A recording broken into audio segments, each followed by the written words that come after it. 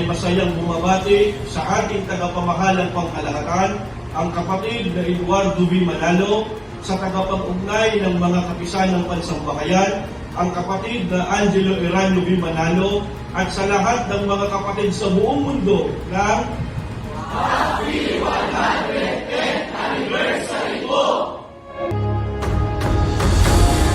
Kami po ay bumabati sa ating tagapamahalang pangkalahatan, kapatid na Eduardo V. Manalo, at sa lahat ng mga kapatid sa buong mundo. Happy 110th Anniversary po!